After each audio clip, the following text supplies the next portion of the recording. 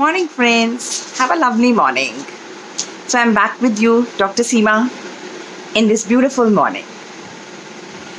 तो पिछली वीडियो में आपको बताया था डायबिटीज़ के बारे में, थोड़ा सा बताया था आपको बेसिक्स ऑफ डायबिटीज़, क्या होती है diabetes, what is the definition of diabetes, क्यों होती है, just I had named it, and what are the types of diabetes and what are the the normal levels of blood sugars. तो आज कहानी को आगे बढ़ाते हैं. सबसे पहला इम्पॉर्टेंट सवाल हमारा उठता है, डायबिटीज़ होती है तो क्यों होती है, यानी कि what is the cause of diabetes. I already have told you कि इंसुलिन की मात्रा या तो कम है, यानी कि आपके शरीर में इंसुलिन की सिक्रीशन नहीं हो रही है, जिसे कहते हैं डिफेक्टिव इंसुलिन सिक्रीशन, या फिर इंसुलिन का एक्शन नहीं हो रहा है. इन्हीं दोनों में से कोई एक चीज़ होगी जिसके चलते आप डायबिटीज़ के शिकार हो सकते हैं. तो ठीक है, आपको बताया था ये भी कि इंसुलिन सिक्रीशन कम किस में होती है. इंसुलिन सिक्रीशन कम होती है टाइप 1 डायबिटीज़ में. लेकिन we are going to discuss about type 2 diabetes because 90% जो लोग हैं they are down with, they are संक्रमित या जिसको कहूँ कि ग्रसित हैं, तो वो टाइप 2 के शिकार हैं. हार्डली 5 to 10% है जिन लोगों को टाइप 1 डायबिटीज़ होती है. तो मेरा तवज्जो ज़्यादा टाइप 2 पर रहेगा. तो मैकेनिज्म ऑफ एक्शन आपको समझाना चाहती हूँ, लेकिन मैकेनिज्म थोड़ा सा अनकंफर्टेबल भी हो सकता है अगर मैं एक ही बार में सारा बता दूँ. So I tell you step by step. तो इन माय नेक्स्ट वीडियोस धीरे धीरे करके 2-3 वीडियोस के अंदर आपको अच्छे से टाइप 2 डायबिटीज़ का मैकेनिज्म समझाऊंगी. तो आज मैकेनिज्म का पहला और दूसरा स्टेप के बारे में बताती हूँ.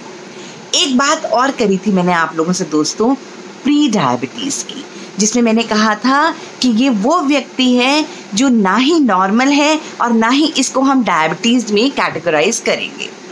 तो ये प्री डायबिटिक ही धीरे धीरे करके किस तरीके से डायबिटिक बनते हैं, ये वो जर्नी जो है, जो मैकेनिज्म है, जिसको हम अपनी मेडिकल लैंग्वेज में पैथोफिजियोलॉजी के नाम से जानते हैं, उसके बारे में डिस्कशन स्टार्ट करते हैं. तो let's begin with the mechanism of type 2 diabetes. Let's begin with the journey from pre diabetes to overtly diabetes. मैंने बोला 8 से 10 साल लगते हैं. इस मैकेनिज्म को यहीं पर अगर काट देंगे, जैसे जैसे मैं समझा रही हूँ अगले 2-3 वीडियोज़ में, तो आप डायबिटीज़ होने से बच सकते हैं. तो सुनिए मेरी बात, ये वीडियो ध्यान से सुनिए, इसको आखिर तक पूरा सुनिए. मैंने पिछले वीडियो में 2 बातें बताई थी. इंसुलिन कहाँ से सिक्रीट होता है? पैनक्रियाज से सिक्रीट होता है. पैनक्रियाज में वो कौन से सेल्स हैं जो इंसुलिन सिक्रीट करते हैं? वो हैं बीटा सेल्स ऑफ लैंगरहांस. ठीक, नंबर 1. नंबर 2 आपकी बात है जो मैंने बोला था कि टाइप 2 डायबिटीज़ में आपकी बॉडी में इंसुलिन रेजिस्टेंस डेवलप हो जाता है. इंसुलिन रेजिस्टेंस का क्या मतलब हुआ? इंसुलिन रेजिस्टेंस का मतलब 2 तरीके से ले सकते हो.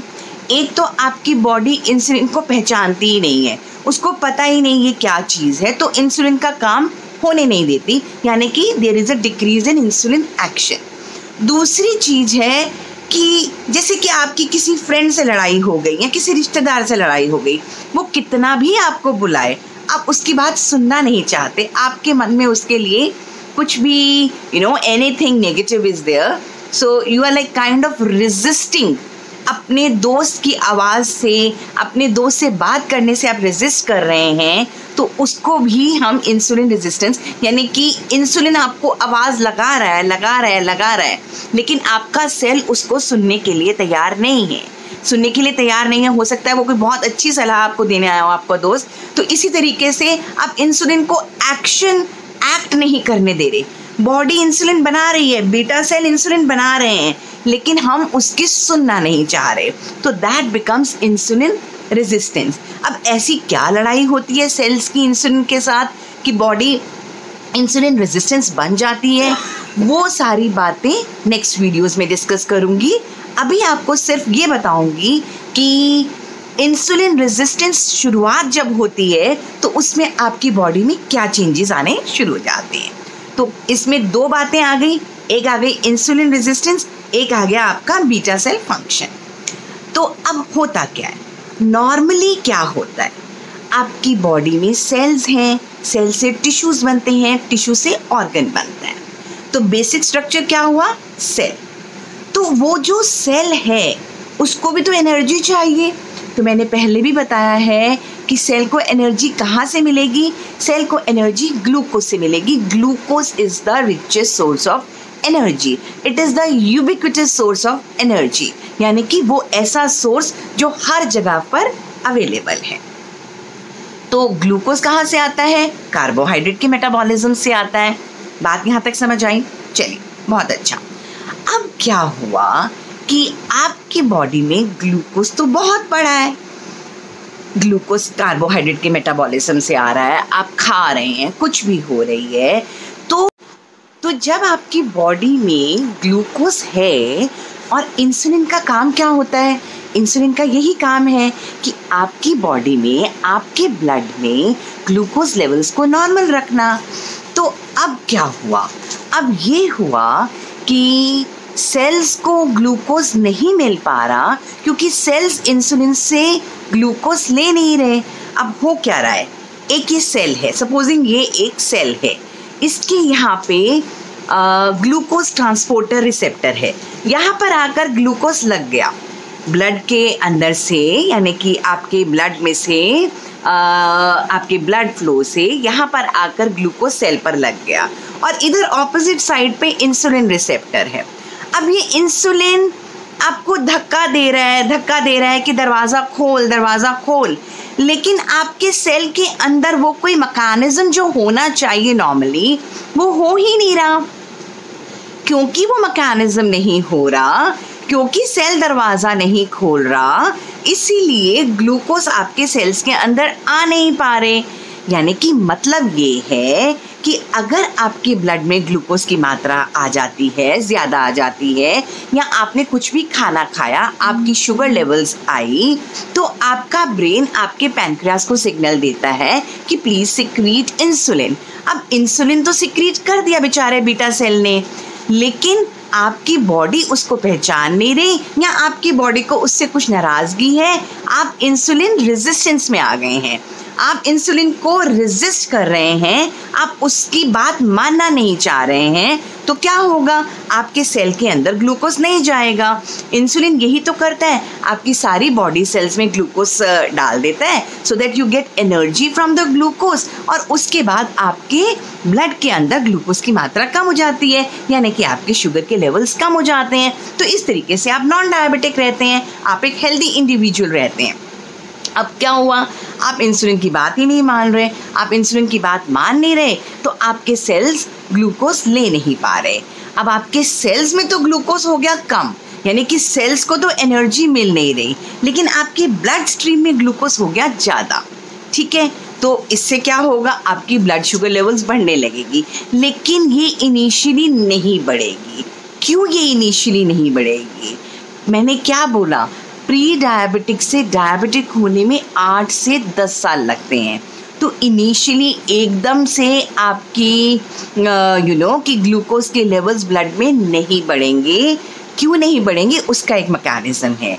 क्या हो रहा है कि आपका जो बीटा सेल है, बीटा सेल ऑफ पैनक्रियास जो हैं, वो तो बहुत ज़्यादा इंसुलिन सिक्रीट करे जा रहे हैं।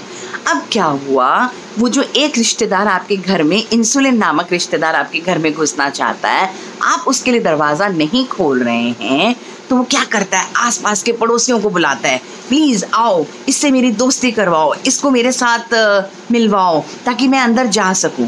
तो इनिशियली तो क्या है, बीटा सेल को लग रहा है कि, क्योंकि बीटा सेल का काम क्या है, बीटा सेल का काम है इंसुलिन सिक्रीट करना, तो उसको लग रहा है कि यार हो सकता है कि मैं ही इंसुलिन कम सिक्रीट कर रहा हूँ, तो इसीलिए ब्लड में ग्लूकोज की मात्रा बढ़ती जा रही है, तो मुझे और काम करना है।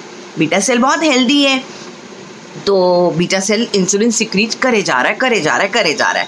अब बहुत ज़्यादा इंसुलिन सिक्रीट कर रहा है, तो वो बहुत ज़्यादा में से कुछ इंसुलिन को आपकी बॉडी को ना चाहते हुए भी लेना पड़ेगा, ठीक है। तो अगर आपने उसको ले लिया तो थोड़ा सा आपका ब्लड ग्लूकोज लेवल्स नॉर्मल हो गया, क्योंकि जो ग्लूकोज आपका बाहर ब्लड में पड़ा है वो आपके सेल्स में आ गया। तो इनिशियली क्या हुआ कि आप भले ही प्री डायबिटिक हैं, आप जितनी मर्जी अपनी ग्लूकोज चेक करते रहें, आपका ग्लूकोज लेवल नॉर्मल आएगा। क्यों? क्योंकि इंसुलिन सिक्रीशन इतनी ज़्यादा हुई कि उसने किसी तरीके से ग्लूकोज को सेल्स में डाल ही दिया। तो क्या करना चाहिए, यहाँ पर एक बात बहुत ध्यान देने वाली है कि अगर आप अपना सीरम इंसुलिन चेक करते हैं इस टाइम पर, इनिशियली ये जानने के लिए कि आप डायबिटिक हो रहे हैं या नहीं, तो आप अपनी ब्लड ग्लूकोज से ज़्यादा रिलायबल है सीरम इंसुलिन लेवल्स चेक करने, क्योंकि उस टाइम पर आप देखेंगे कि आपके इंसुलिन लेवल नॉर्मल नहीं है, नॉर्मल से भी डबल हो चुके होते हैं। तो ये आया नंबर 1 स्टेप। पहले स्टेप में आपके ब्लड ग्लूकोज लेवल्स नहीं बढ़ेंगे दोस्तों, आपका सीरम इंसुलिन लेवल बढ़ना शुरू होगा। और आप यहाँ पर पकड़ सकते हो खुद को कि अरे ये तो सीरम इंसुलिन बढ़ रहा है। ब्लड ग्लूकोज लेवल चेक करते रहो, मन को खुश करते रहो कि नहीं मेरी तो शुगर ठीक है।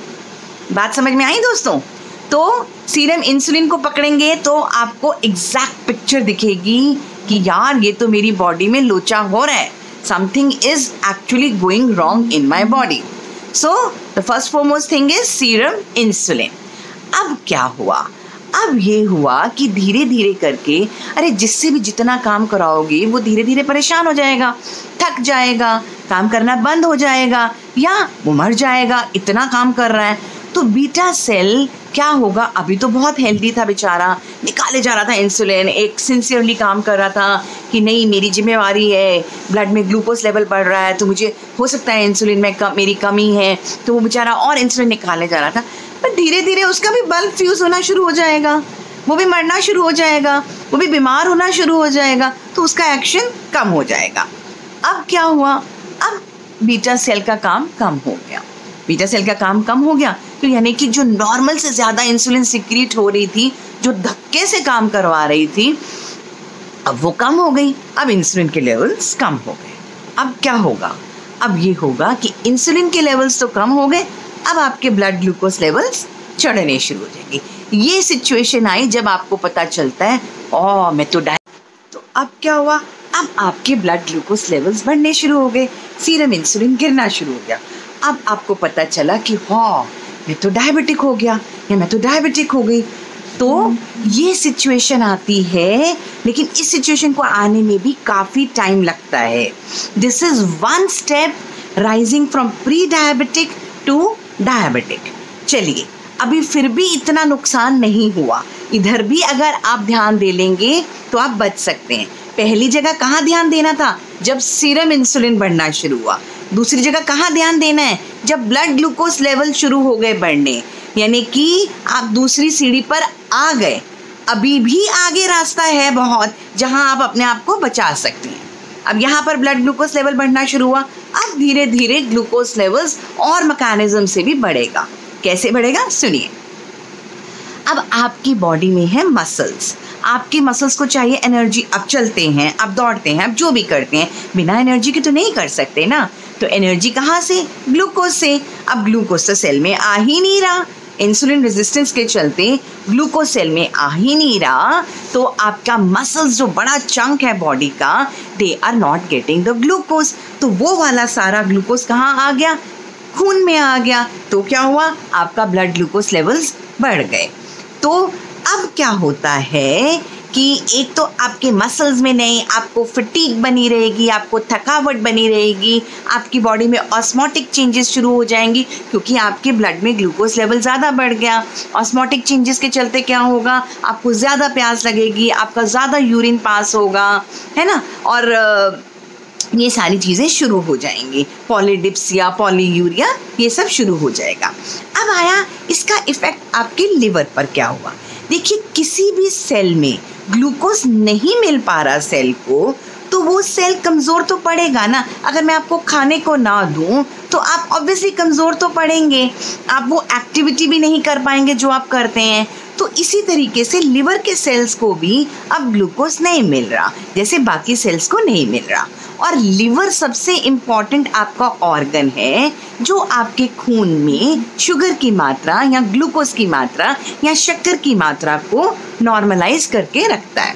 अब ग्लूकोज नहीं मिल रहा है लिवर को, तो लिवर उल्टा काम करना शुरू हो जाएगा।